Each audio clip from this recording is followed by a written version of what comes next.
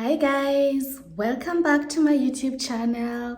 This is yet another video of sitting down, talking, getting to know me better. Through my German experiences.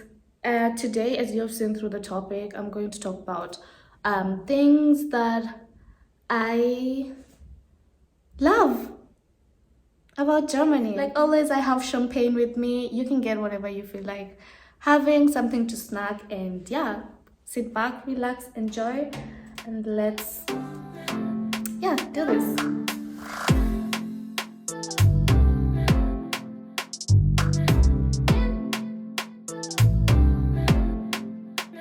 Anyways, things I love about Germany. My first thing is the affordability. Now, with affordability, of course, there's things that are way too expensive than my homeland, Kenya. So with this, I'm talking specifically about groceries. The grocery in Germany is really, really affordable. Compared to my country, Kenya, German, I got, sorry. Compared to my country, Kenya, I feel like here you give out way less. Not I feel like, I know.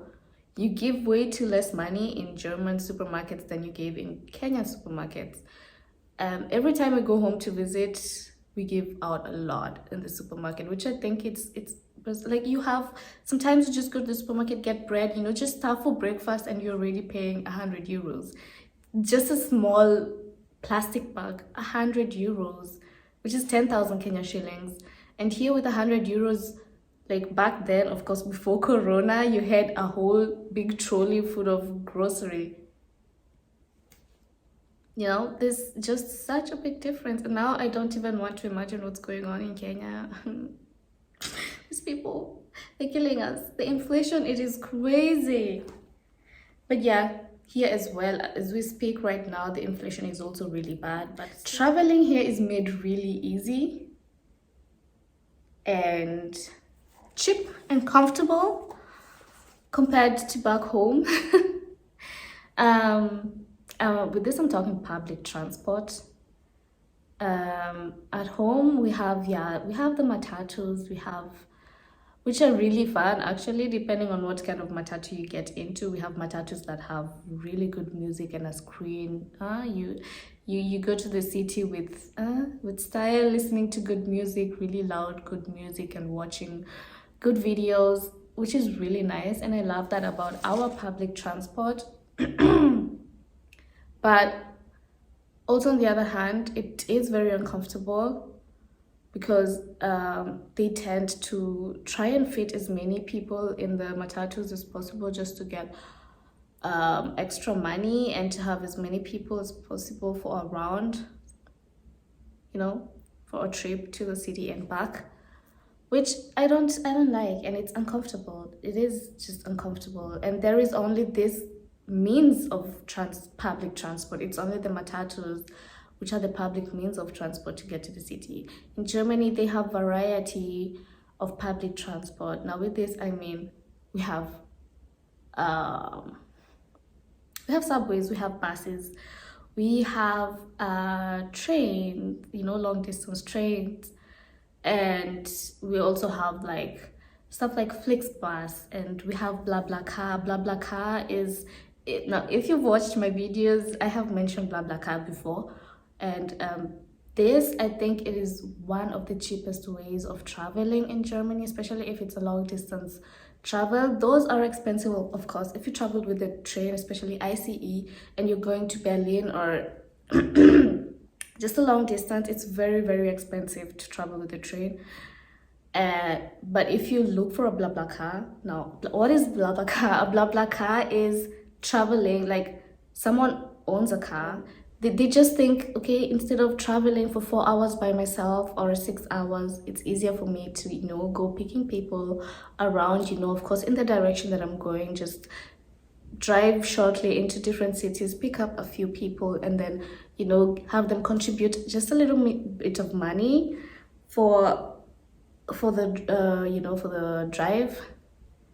And yeah, people do that. Many people actually do BlaBlaCar.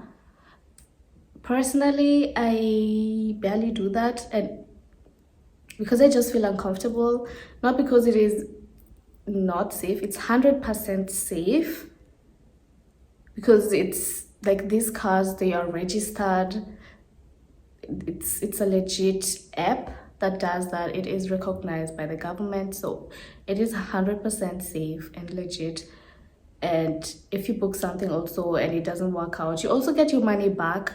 But it is the cheapest way of traveling. Now recently we traveled to Düsseldorf with a friend of mine. Like in that video that I posted some time back, we traveled to Düsseldorf with a friend of mine, and I think we only paid 20 euros per person, which is really cheap. That is like 2,000 euros for a 4-hour trip.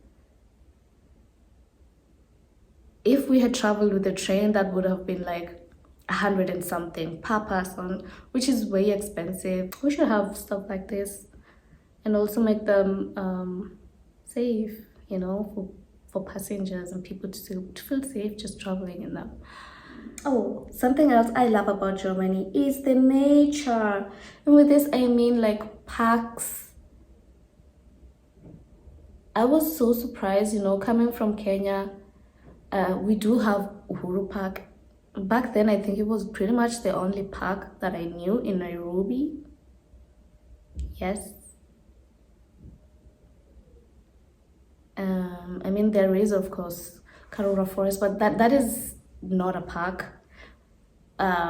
Here, in every single, like in a city, there's many different, you know, areas in a city and sub areas. And in every single sub areas, there has to be one park, at least one park, which I find is really good, especially if you have kids or pets. You can always go for a walk and have them run around, and you don't have to drive to, you know, a secluded area where, you know, just for that purpose. You can have that in without even having to get into your car and drive to a specific place. You can just walk, and there's a park. There's so many parks and playing areas. I love the German food, believe it or not, I do. Maybe it's also because I just love food. No, but really, I love German food. One of my favorite foods is one of my favorite German food is I love Bratkartoffel. I love Schnitzel. I'm gonna try and put some pictures here for you to see how it looks like. Oh, I started loving Semmelknödel. You know, with that meat. Oh god, I never know how this meat is called, but it is so good with this sauce. I'll put the pictures here for you guys to see. Yeah, there's so many foods that I love. Käsespätzle. Yeah, they do have good food. They have good food. Of course, the Semmelknödel, it doesn't taste. I mean, if you come here and eat that for the first time, it's not gonna taste. I didn't like it after eating it for the first time, but after eating it several times, I began to love it. And I love expressing or showing emotions in public. Expressing emotions, you know, showing love, being vulnerable, not vulnerable, but just showing love and feeling comfortable about it and even acknowledging it in public. I love that so much. Back then in Kenya, I barely saw that. The only thing I saw was holding hands and hugging. That was the common thing 10 years ago. I don't know if now people kiss and touchy. With touchy, I don't mean like, you know, touching inappropriate places in public, but with touching, I mean like, you know, just touching your leg, you know, holding your partner's shoulder or stuff like that in public. I don't know. I never saw that much in Kenya back then. I don't know if they do it now. If they do, let me know in the comment section. But yeah, I love that about Germany. Like, people are not afraid to show their emotions in public. And with this, I also mean with kids. Growing up, I didn't see that. I also didn't experience that, where you know, you're hugging your kids, nah, buju buju all the time, like, you know, in public, showing all this affection and cuddling and stuff like that. I didn't really experience that growing up, and a lot of us Kenyans didn't experience that growing up.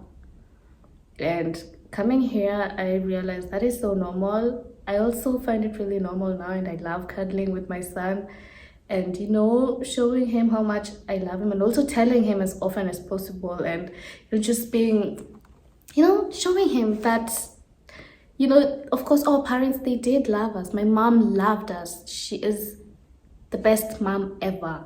Ever. Mom, love you. But I'm just talking about, like, there's this tradition that you grow up in, and Kenyans parents back then, they didn't do that.